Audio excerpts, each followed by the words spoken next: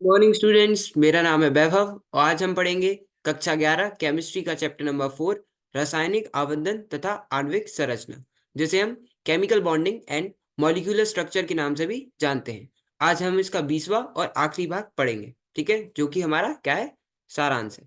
ठीक है, तो चलिए फिर बिना किसी देरी के आगे बढ़ते हैं। तो आज हम पढ़ेंगे सारांश या समरी, जो भी हमने पूरे चैप्टर या पार्ट में पढ़ा है। ठीक है, तो चलो।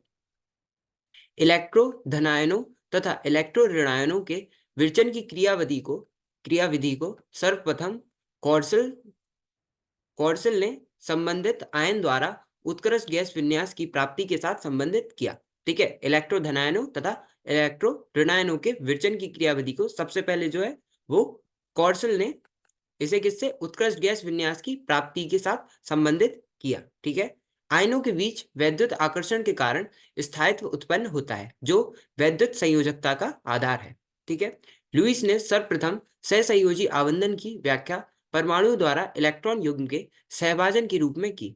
इस प्रक्रिया द्वारा संबंधित परमाणु उत्कृष्ट गैस विन्यास प्राप्त करते हैं। ठीक है, लुईस ने क्या किया, लुईस ने सबसे पहले सहसंयोजी आवर्धन की व्याख्या बताई कि परमाणु द्वारा इलेक्ट्रॉन युग्म के सहभाजन के रूप में की कि जो सहसंयोजी आवर्धन जो होता है, कोवेलेंट बॉन्ड होते हैं, वह कैसे होते हैं, जब इलेक्ट्रॉन युग्म के का सहभाजन होता है, ठीक है, दो परमाणु के बीच। इस प्रक्रिया द्वारा संबंधित परमाणु उत्कृष्ट गैस विन्यास प्राप्त करते हैं। ठीक है, इस प्रक्रिया द्वारा जो परमाणु है वह उत्कृष्ट गैस विन्यास प्राप्त करते हैं। ठीक है, तभी उसी के लिए वो सहसंयोजी आवर्धन बनाते हैं। लुईस बिंदु चिन्ह किसी तत्व के परमाणु के संयोजकता इलेक्ट्रॉनों को दर्शाते हैं तथा लुईस बिंदु संरचना अणुओं में आवर्धन का चित्रण करती है ना। लुईस बिंदु याद रखो, हम तत्व जो परमाणु है उसके आसपास डॉट डॉट करके बिंदु बनाते थे, उसे हम लुईस बिंदु बोलते थे, जो कि परमाणु के संयोजकता इलेक्ट्रॉन को दर्शाता है। आयनिक यौगिक धनायनों तथा ऋणायनों के निश्चित क्रम में त्रिविमीय व्यवस्था होती है, जिसे क्रिस्टल जालक कहा जाता है, और क्रिस्टलीय गैसों में धनायन एवं ऋणायनों के मध्य आवेश संतुलित होता है। ठीक है, क्रिस्टल जालक का जालक विरचन एंथैल्पी द्वारा स्थिरीकरण होता है। ठीक है, ये हम पढ़ चुके हैं। दो परमाणुओं के बीच एकल सहसंयोजी आवर्त का विरचन एक एक इलेक्ट्रॉन युग्म के सहभाजन द्वारा होता है।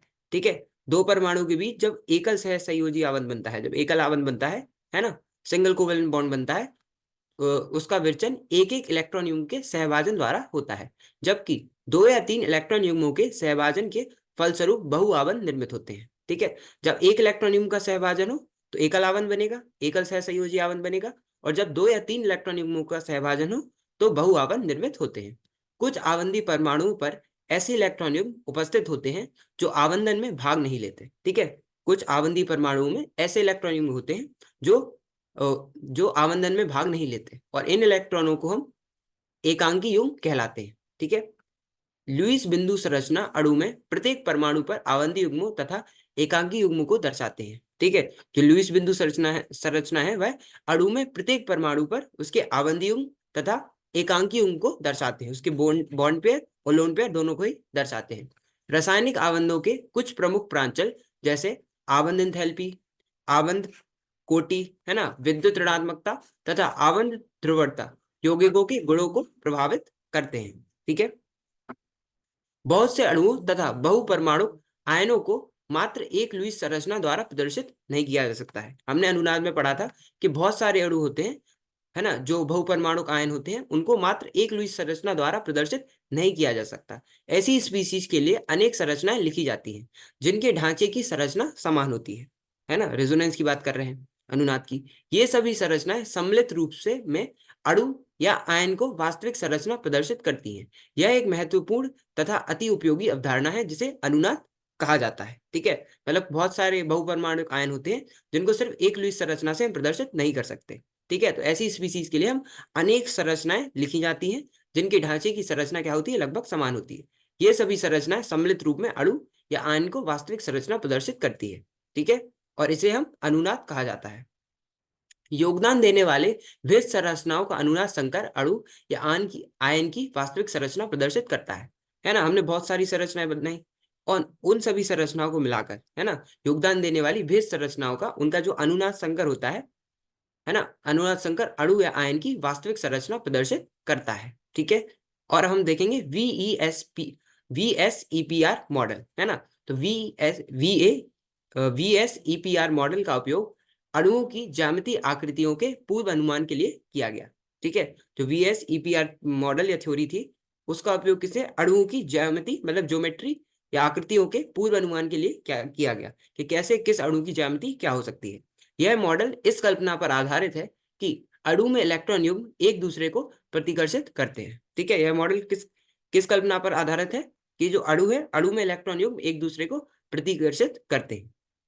ठीक है, इस मॉडल के अनुसार आणविक ज्यामिति एकांकी युग्म एकांकी युग्म आवंत युग्म तथा आवंत युग्म प्रतिकर्षणों पर निर्भर करते हैं। है ना, इस मॉडल के अनुसार जो आणविक ज्यामिति है वह एकाकी युग्म, है ना, मतलब लोन पेयर, एकाकी युग्म, आवंत युग्म, लोन पेयर बॉन्ड पेयर, और आवंत युग्म। ठीक है, मतलब बॉन्ड पेयर प्रतिकर्षणों पर निर्भर करती है कि इनके बीच में जो प्रतिकर्षण होता है इस पर निर्भर करती है। इन प्रतिकर्षण बलों को क्रम इस प्रकार है। जो लोन पेयर अट्रैक्शन है, मतलब प्रतिकर्षण है, जैसे कि मतलब एकांक युग्म प्रतिकर्षण है वह सबसे अधिक होता है, फिर एकांक युग्म आवंत युग्म प्रतिकर्षण, और सबसे कम होता है आवंत युग्म प्रतिकर्षण। ठीक है, तो पहले एकाकी युग्म एकाकी युग्म, फिर एकाकी युग्म और आवंती युग्म, और फिर आवंती युग्म और आवंती युग्म। ठीक है, बॉन्ड पेयर। ठीक है, इतना समझ आ गया। चलो, सहसंयोजी आवंतन का सहसंयोजकता आवंत सिद्धांत सहसंयोजी आवंत बनने के ऊपर विज्ञान पर आधारित है। जो सहसंयोजी आवंतन का सहसंयोजकता है वह आवंत है, वह आवंत सिद्धांत सहसंयोजी आवंत बनने के ऊपर निर्धारित है, मतलब आधारित है, जिस पर लुईस तथा VSEPR मॉडल प्रकाश नहीं डालते। ठीक है, मूलतः वीवी सिद्धांत कक्षकों के अति व्यापन पर या ओवरलैपिंग पर ध्यान देते हैं, मतलब आधारित है। बहुपरमाणुक अणुओं की विशिष्ट आकृतियों को स्पष्ट करने के लिए पॉलिंग ने परमाणु कक्षकों के संकरण की अवधारणा को प्रस्तुत किया। ठीक है, जो बहुपरमाणुक अणु हैं उनकी विशिष्ट आकृतियों को, है ना, मतलब उनकी आकृतियों को स्पष्ट करने के लिए, जैसे CH4NH3H2O, है ना, उनके लिए पॉलिंग ने परमाणु कक्षकों के संकरण की अवधारणा को प्रस्तुत किया, हाइब्रिडाइजेशन की अवधारणा को या संकरण की अवधारणा को प्रस्तुत किया। बेरिलियम, बोरोन, कार्बन, नाइट्रोजन तथा के परमाणु कक्षकों के sp2 sp3 संकरों के आधार पर हमने BeCl2 BeCl3 CH4NH3 तथा H2 आदि अणुओं का विरचन तथा उनकी ज्यामितीय आकृतियां स्पष्ट की जा सकती थी। है ना, हमने इन सभी के बारे में पढ़ा भी है कि कैसे CH4NH3 और H2O की जो ज्यामिति है वो आती है। ठीक है, इसके आधार पर हमने C2H2 तथा C2H4 आदि अणुओं में बहुआवंतों का निर्माण भी स्पष्ट किया जा सकता है ना, और हमने C2H6 का भी देखा था, है ना, C2H2 C2H6 और C2H4। आणविक कक्षक सिद्धांत परमाणु कक्षकों के संयोग एवं व्यवस्था में संपूर्ण संपूर्ण अणु से संबंध आणविक कक्षकों के बनने के रूप में आवंतन का वर्णन करता है। जो आणविक कक्षक सिद्धांत है, मॉलिक्यूलर ऑर्बिटल थ्योरी है, वह क्या करता है, परमाणु कक्षकों के संयोग एवं व्यवस्था से आणविक कक्षकों के बनने का वर्णन करता है ना, कि जब हम परमाणु कक्षकों को मिला के आणविक कक्षक बनाते थे, है ना, जैसे एक एस पी, मतलब एस और पी को मिला के, मतलब एक एस और एक पी को मिला के हम sp बनाते थे, है ना, एक एस दो पी को बना के हम sp2 करते थे, एक एस तीन पी को बना के हम sp3 करते थे, है ना, ये वही है। आणविक कक्षकों की संख्या संयोग करने वाले परमाणु कक्षकों की संख्या के बराबर होती है, कि मतलब एक एस और एक पी होगा तो हमें दो sp आणविक कक्षक मिलेंगे। ठीक है, आवंती आणविक कक्षक नाविकों के मध्य इलेक्ट्रॉन घनत्व बढ़ा देते हैं तथा इनकी ऊर्जा व्यक्तिगत परमाणु कक्षकों की ऊर्जा से कम होती है। ठीक है, हमने पढ़ा था कि जो आणविक कक्षक होते हैं वह दो प्रकार के होते हैं, पहला आवंती आणविक कक्षक और दूसरा प्रति आवंती आणविक कक्षक। तो जो आवंती आणविक कक्षक है वह नाविकों के मध्य इलेक्ट्रॉन घनत्व बढ़ा देते हैं तथा इनकी ऊर्जा व्यक्तिगत परमाणु कक्षकों की ऊर्जा से कम होती है। और जो प्रति आवंती आणविक कक्षक है इनमें नाभिकों के मध्य शून्य इलेक्ट्रॉन घनत्व होता है। इन कक्षकों की ऊर्जा व्यक्तिगत परमाणु कक्षकों की उपेक्षा उच्च होती है। ठीक है, इन कक्षकों की जो ऊर्जा है वह व्यक्तिगत परमाणु कक्षकों की उपेक्षा उच्च होती है, और जो आवंती आणविक कक्षक है उनमें जो ऊर्जा है वह व्यक्तिगत परमाणु कक्षकों से कम होती है। तो कम किस में होती है, आवंती आणविक कक्षक में, और ज्यादा होती है प्रति आवंती आणविक कक्षक में। ठीक है, इतना समझ आ गया, तो हम आगे चलते हैं। अणुओं का इलेक्ट्रॉन विन्यास आणविक कक्षकों में इलेक्ट्रॉनों को ऊर्जा के बढ़ते क्रम में भरते हुए लिखा जाता है ना। जो अणुओं का इलेक्ट्रॉनिक विन्यास है वह आणविक कक्षक में इलेक्ट्रॉनों की ऊर्जा के अ, बढ़ते क्रम में भरा जाता है। जैसे कि अगर हम इलेक्ट्रॉन जो है ना, पहले उसे सिग्मा 1s में डालेंगे, फिर सिग्मा स्टार 1s में डालेंगे, है ना। तो इसी प्रकार से यदि अणु के हाँ, परमाणुओं की तरह यहाँ भी पाउली अपवर्जन नियम और होर्न्स के नियम लागू होते हैं, है ना। जब हम इलेक्ट्रॉन भरते हैं तो यहाँ भी वही नियम लागू होते हैं जो परमाणु कक्षकों पर होते थे। यदि अणु के आवर्ती आणविक कक्षकों में इलेक्ट्रॉनों की संख्या प्रति आवर्ती आणविक कक्षकों में उपस्थित इलेक्ट्रॉनों की संख्या से अधिक होती है तो अणु स्थायी होता है। क्या? जब यदि अणु के आवर्ती आणविक कक्षक, मतलब जब आणविक कक्षकों में जो इलेक्ट्रॉन है उसकी संख्या प्रति आवर्ती आणविक कक्षकों में उपस्थित इलेक्ट्रॉनों की संख्या से ज्यादा होती है, तब क्या होता है? अणु स्थायी होता है, अन्यथा नहीं होता। जब एक हाइड्रोजन परमाणु दो अत्यंत, अब हम ये हाइड्रोजन बॉन्डिंग के बारे में या हाइड्रोजन आवंधन के बारे में पढ़ रहे हैं कि जब एक हाइड्रोजन परमाणु दो अत्यंत विद्युत ऋणात्मक परमाणुओं के बीच होता है तो उसमें हाइड्रोजन आवंध बनता है। कब? जब कोई एक हाइड्रोजन परमाणु है वह दो अत्यंत विद्युत ऋणात्मक परमाणुओं के बीच होता है, ठीक है। मतलब जो हाइड्रोजन है वह दो अत्यंत विद्युत ऋणात्मक, मतलब फ्लोरीन हो गया, जैसे नाइट्रोजन हो गया, ऑक्सीजन हो गया, वैसे जैसे फ्लोरीन हो गया, नाइट्रोजन हो गया, ऑक्सीजन हो गया।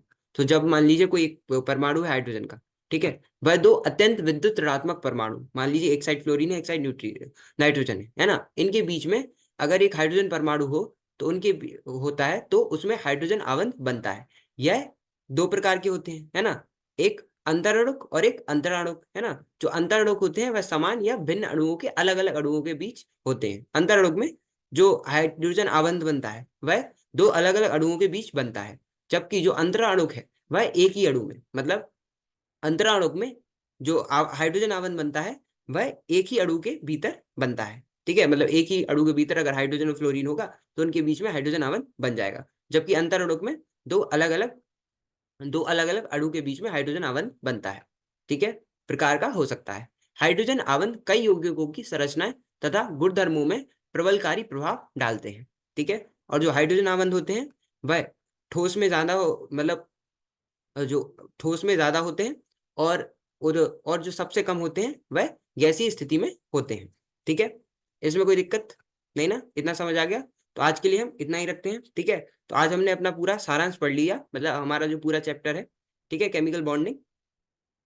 जो chemical bonding and molecular structure, रासायनिक आवंधन तथा आणविक संरचना, ये खत्म हो चुका है, ठीक है। तो मिलते हैं हम अगले पार्ट में। धन्यवाद, थैंक यू।